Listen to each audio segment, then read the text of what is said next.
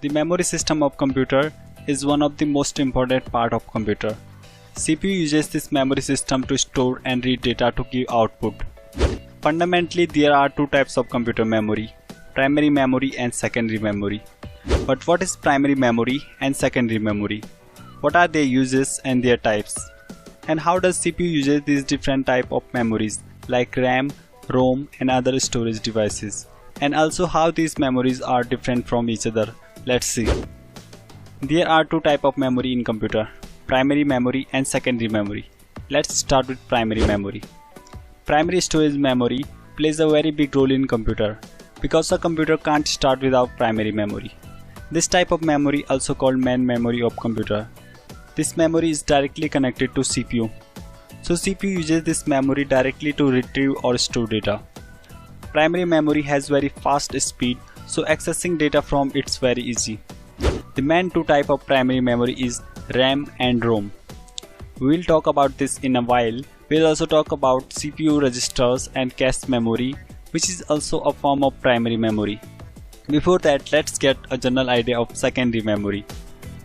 Secondary storage or external memory is not directly connected to the CPU. The computer uses its input-output channel to retrieve information from secondary storage into primary memory. So it takes more time to access data from secondary memory than primary memory. The secondary storage, also called non-volatile memory, because it retains its data even after removing the power supply. Secondary storage devices are important because they store your data permanently until it is overwritten or deleted. In computer, all of user files and data is stored in this memory. Also, secondary storage devices are very cheaper than primary memory. So usually secondary storage devices have more storage capacity than primary memory. But they are significantly slower to read or write than primary memory because they are not connected to CPU directly. There are lots of different secondary storage devices like magnetic storage based hard disk, floppy disk, which have magnetic rotating disk, semiconductor based SSDs and flash drives, which doesn't have any moving parts like hard drives, and optical storage based CDs and DVDs, which uses a beam of light to read or write data. Now you've got a general idea of primary storage and secondary storage and how they are different from each other. Let's get a little bit deeper to understand it better. Primary storage is also divided into two categories, RAM and ROM, which stands for random access memory and read-only memory. RAM is called random access memory because CPU can access any memory cell directly without accessing it sequentially. One of the major differences between RAM and ROM is that RAM is volatile memory, means that when you power off your computer, the data stored in RAM is erased, so it's also called temporary memory. While on the other side, ROM is permanent memory or non-volatile memory, and store data doesn't changes and remains same always because this is the read-only memory and you can't write on this memory.